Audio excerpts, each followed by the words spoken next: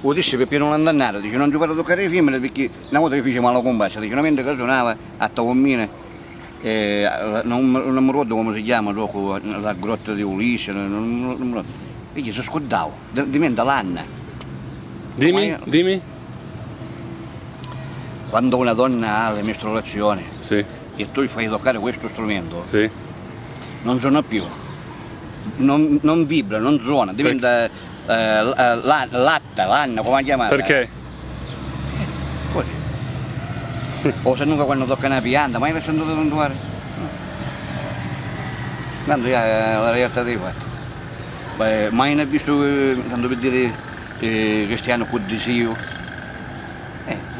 Come c'è chi lo sa, magari.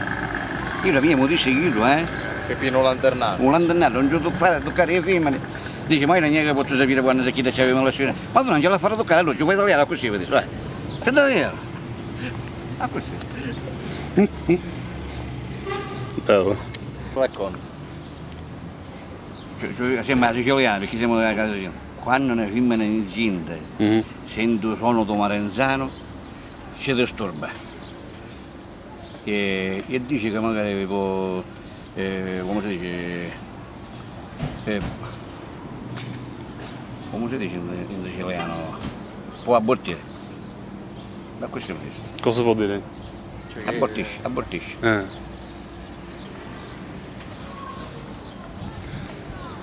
Vabbè, ce l'hai una tarantella bed che... Quella tarantella, dimmi loro che io trovato mi squadro io.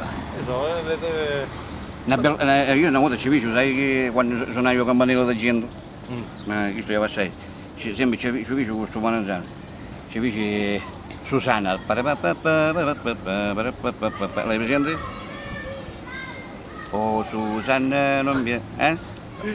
Chi sei la canzone prossima ancora così una canzone inglese? Sì, una però... musica inglese. Ma ce l'hai qualche canzone siciliano?